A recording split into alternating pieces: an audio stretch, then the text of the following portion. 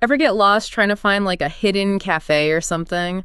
One with like a vague address that's tucked away on some side street? Oh, yeah. Or maybe you're trying to direct someone to like a specific spot in a park. Right. And you're like, by the big oak tree, but like that doesn't really narrow it down. Yeah. Frustrating, right? Well, today on our deep dive, we're looking at something that aims to solve those location woes. Okay. OGM codes.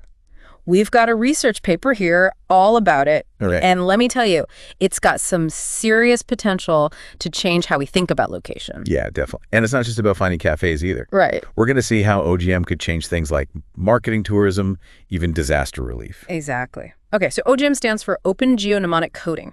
Now, I don't know about you, but when I first heard that name, I thought it sounded like kind of like a spy movie or something. It does have a bit of a ring to it. Right, but it's actually all about making our lives easier by giving every location on Earth a unique and memorable code.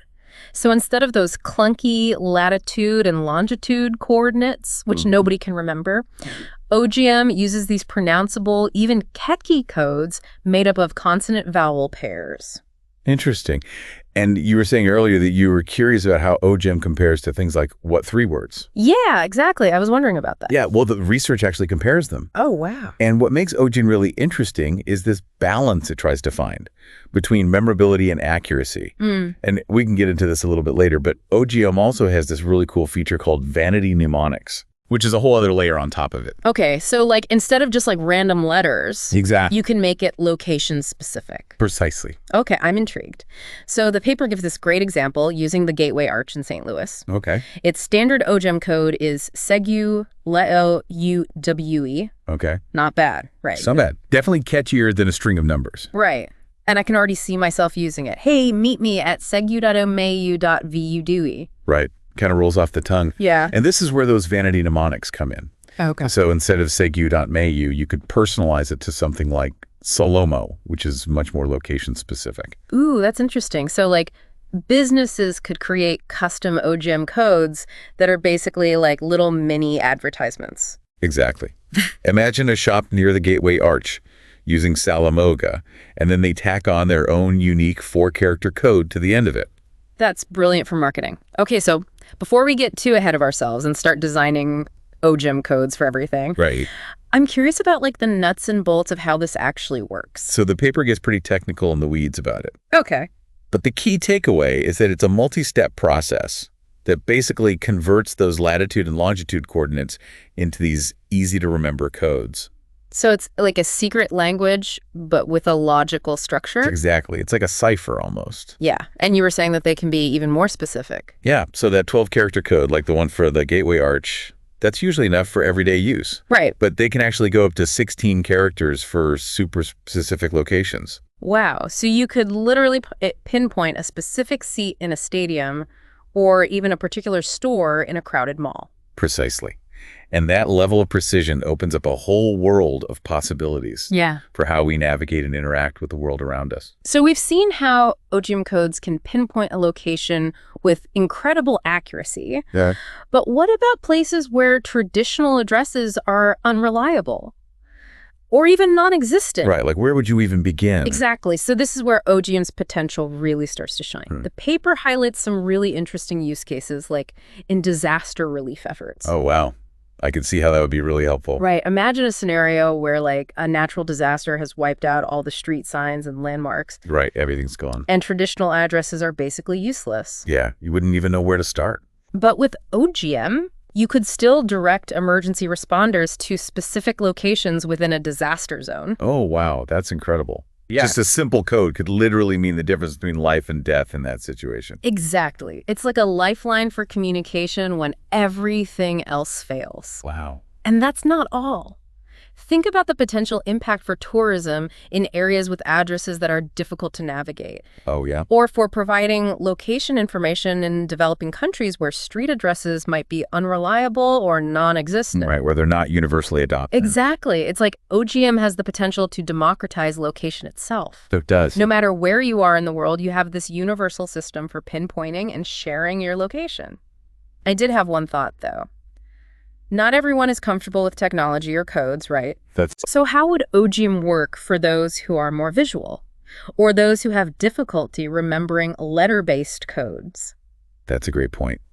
It's easy to get caught up in the tech side of things and forget about accessibility. Yeah. But the creators of OGEM, they've actually thought of that.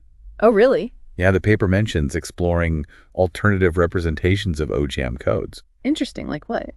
like using images instead of just letters and sounds. Oh, interesting. So how would that work? So imagine that each of those 4-character code blocks Right. is associated with an easily recognizable picture.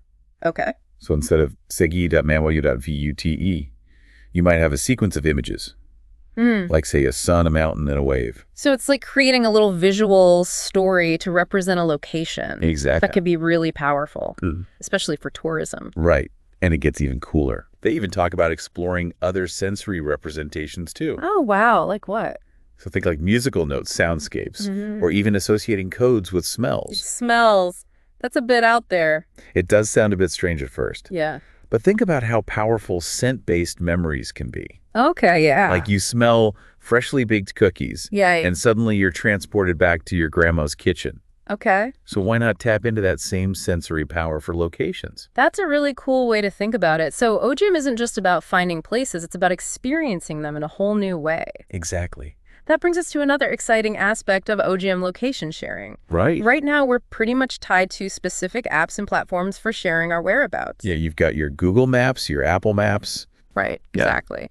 But what if we could share our location with anyone, regardless of what device or platform they're using? That would be amazing. Now, that would be a game changer. Is that something OGM could make possible? It seems like it could be. Okay. Because OGM codes are open source and not tied to any particular company or platform. Right. They have the potential to create a more universal language for location sharing. So instead of juggling a dozen different apps, you have one universal code for finding and sharing your location. Yeah, kind of like a universal remote for location.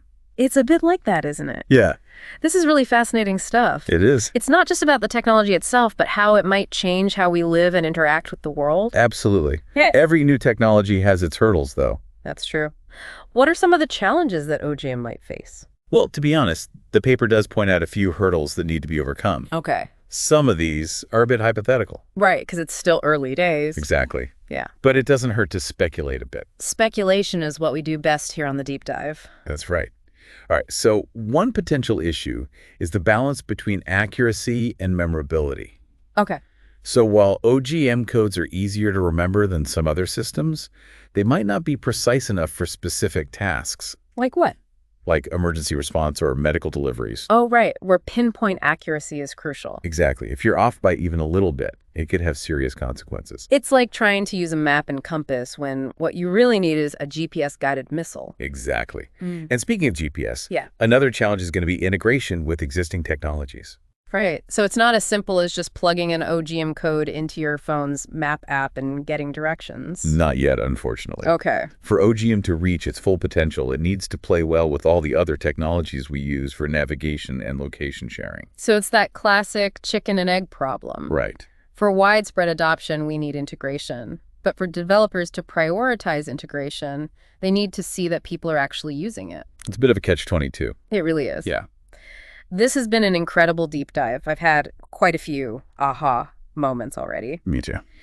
But before we get too far ahead of ourselves, why don't we take a quick break to process everything we've learned so far? Sounds good to me. Grab a drink, stretch your legs, and we'll be right back to wrap up our deep dive into the world of OGEM codes.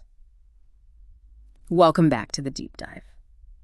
We've covered a lot of ground in our deep dive into OGEM codes. We really have. From like the technical side of things to Right. some pretty mind-blowing possibilities. Yeah, it's really got you thinking. It does. What's really striking me is how OGEM highlights that connection between like technology Right. and our human experience. It's Yeah. not just about coordinates on a map. It's about the stories we attach to places. Exactly, and OGEM kind of understands that. It Right. makes those connections more intuitive, more memorable through those catchy codes and those sensory experiences. Yeah, when we started, I thought this was just about finding a cafe on a side street. But now I'm seeing how OGEM could change how we actually share those experiences. Like imagine telling someone, meet me at sunsetbeach.cabana. Right. Instead of like fumbling with your phone trying to share your location. Exactly. And think about the marketing possibilities Right. that we were talking about earlier with those vanity mnemonics. Yeah. Suddenly, every business has the potential to create a memorable experience. Exactly. And let's not forget about like the social good aspect of it. Right. In a disaster situation where traditional systems fail, OGEM could provide this lifeline for communication and coordination. Absolutely. It's really incredible when you think about it. It is. It feels like OGEM has the potential to reshape not just how we find places, but how we connect with the world around us. Yeah, it really does. Of course, there are challenges ahead, like you were saying earlier. It's like integration with existing systems, language barriers. Yeah, how do you represent all those different sounds? Exactly. Yeah. And then making sure that it's used responsibly. Right. You don't want it to end up in the wrong hands. Exactly.